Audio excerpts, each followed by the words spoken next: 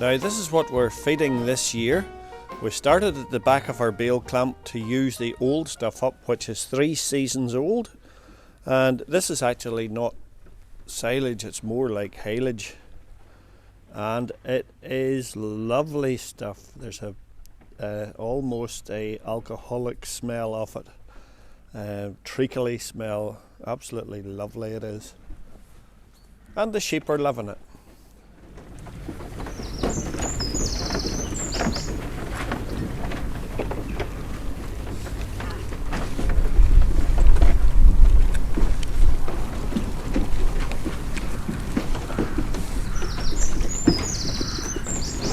And there's a very happy robin singing there this morning. So this is our next bale.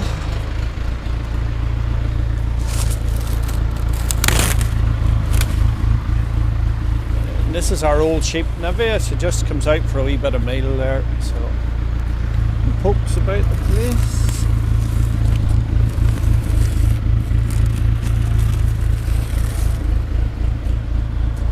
This seems to be more silagey bale than haylage.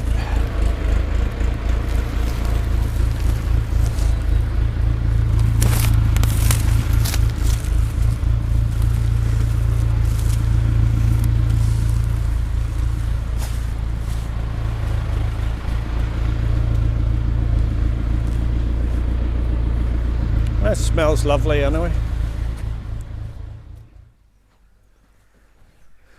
Now we did have a bale or two that was from the same time. It was more silage, but more silage than haylage, but the damp had got in from it into it, and it had all rotted. So there's a bale or two of that we had to get rid of. So, but anyway, Jay, get down off the feed. Get down. So once it sits, if the damp doesn't get into it, it'll keep for years, but the plastic starts to perish, you know, after a year or two. So it's really better using it up the year you make it. But there you are.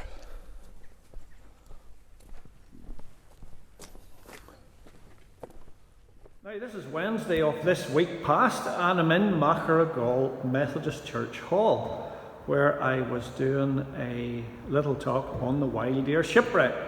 So we do that sort of thing as well. So if you're looking for a story, a farming background of a story on the shipwreck and the travels of one of the young men who went to New Zealand on it, give me a buzz.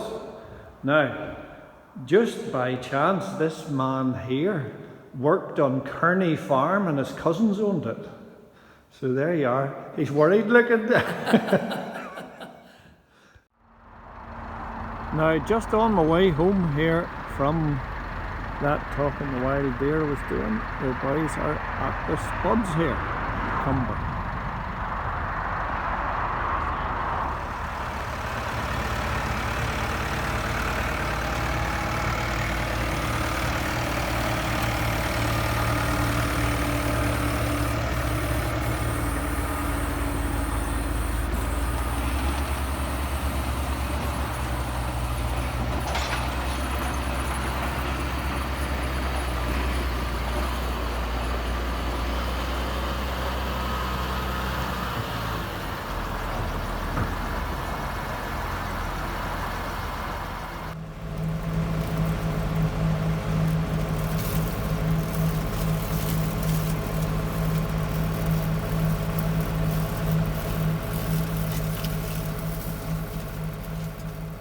Now, as you've seen, I'm just cutting a hedge on the roadside here, and I'm just outside Portaferry. If you're local, the Derry ancient churches are just down round the corner there. So I was cutting this hedge. I've been cutting it for years now, but I was looking at it one day and I said to myself, there seems to be a bit of a house or a wall in there, and the like of a window, you know, a Georgian barred 4-pane window in it. And if you and if you cut down low enough, you hit the wall. So I was often wondered to myself, who lived in there, or was it a farmhouse, or what was it, or was it a wee cottage? Well, it was a wee cottage, you know that with the size of it. But there's only one wall left standing off it. So here, I was talking to a fella whose father had the oil company in Portaferry years ago and sold oil to everybody, all the local farms round about. And he said, do you know of a fella called Johnny Muldoon? He says, no, I never heard of that name. But the folks that own this farm here that I'm cutting for, I asked them about it, and yes, they remember Johnny Muldoon, and he was a bit of a character from the district here, sort of a country character you get. He never married. The description I've got him from asking around the locals here, the local farmers, was that he was as long as he was broad. So he was a short, stout little man, very strong apparently. One local farm he worked on here was saying that he used to work in the coal quay down in Portaferry, where the boats used to bring the coal into. And the foreman at the coal quay used to say, if you can't get Johnny Muldoon, bring 10 men with you. He was sending men out to look for part-time work. So he must have been a bull of a man, strong, when that was the saying that went round the country about him. If you can't get Johnny Muldoon, bring 10 men with you. So anyway, I found out from that oil man that this was where Johnny Muldoon lived, in this little ruin here in front of us. And I didn't know that, but I just often wondered, you know, as I drive through the fields, you see old ruins of houses and things, and I wonder when the last time anybody lived in there. So there you are. And he also worked to the local farmers round about here, and he was making blocks. One man had a block making. There's a car come on behind me, just wave him on here. There was a block making machine on this farm, and you put the cement into the box, and then there was a hinged chamfer on it you brought down, but he took his thumb off with it. So there you are. So that's a wee bit about Johnny Muldoon. And another person told me that Johnny Muldoon was kind of his what's the word I'm looking for to describe him, his notable, it's gone from me. He wore welly boots, and the welly boots were always turned down at the top. Now, I used to wear welly boots and do that myself, so there you are. But anyway, that was one of his features, so it was. And there was another, on this farm here, there was a fella, he's gone now, digger driver, Mickey Fitzsimmons. And he was cleaning the drain just behind the old house here. And he came up with a welly out of the drain. So it was probably Johnny Muldoon's, because it's just right behind the house. But anyway, that's a few wee things about Johnny Muldoon. And behind me here, you see that farmhouse up there, and the townlands. The townlands just cross here. And apparently Johnny Muldoon's little house, there was only 2 rooms in it. Now it's only a few yards long, I'm looking at here out of the tractor. And there was 2 rooms in it, and one room was a smithy in days gone by. And the townland boundaries down here just cut through his house, actually, divided in 2, nearly the 2 rooms in it.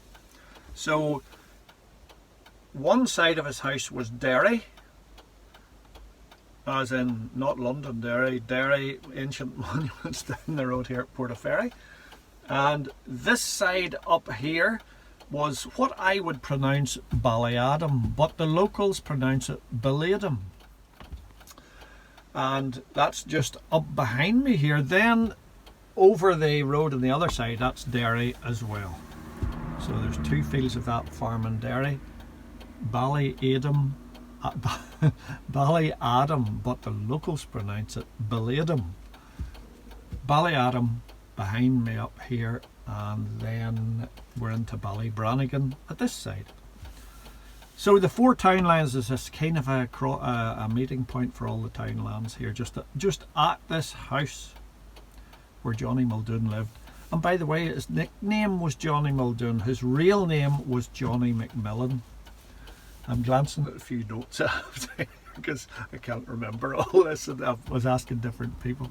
So there you are. We'll go down and have a wee look at the house here, what's left of it.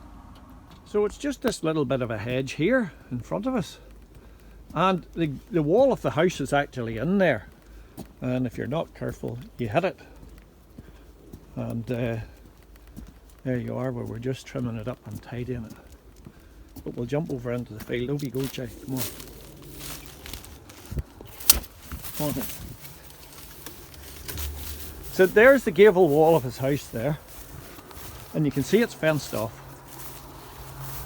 But there's bits of it in among that wide hedge there as well.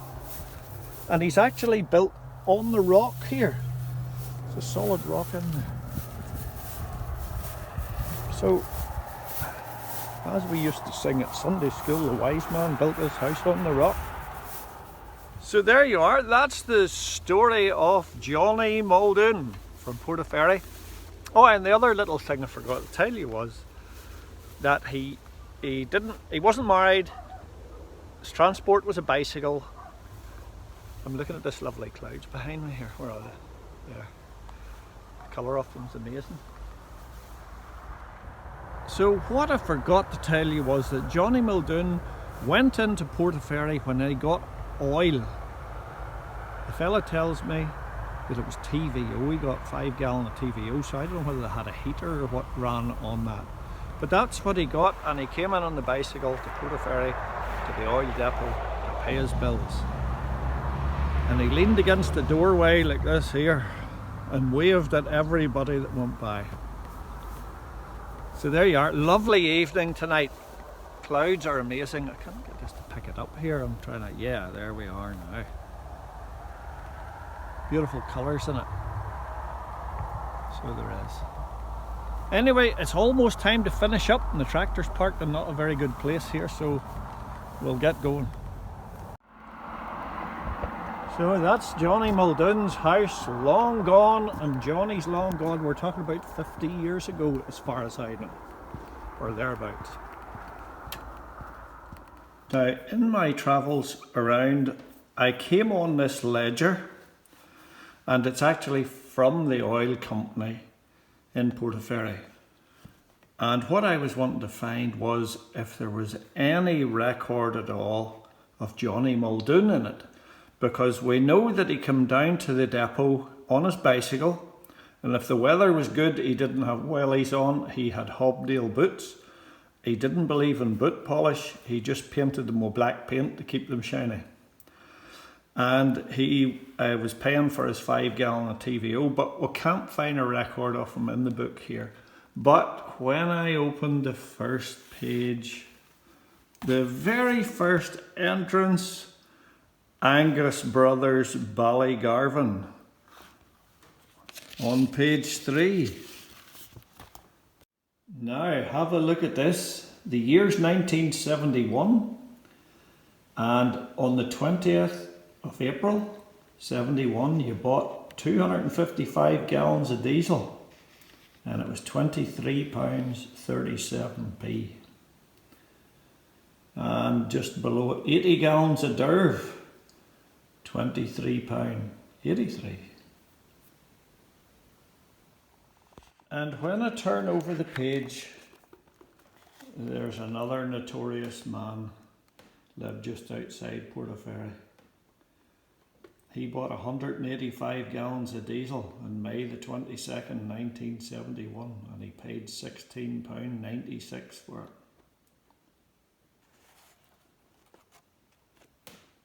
Now it's amazing as I run down all the names: Tully, Mally, Parkhill, Cookstown, Horse Park, Ballyweird, Ballyrussley, Tullymally, Windmill Hill, Sandyland, Ganaway, Ballywillard, Rooray, Innishargy, all the townlands and all the names. And there's old James Coffey, long gone. James used to have a little T20, and he used to go down to my uncle's and get a few bales of hay for whatever few bits of livestock he had. And I can still remember the smell of it. And he had a big horn on the mudguard, and you pumped the big rubber horn.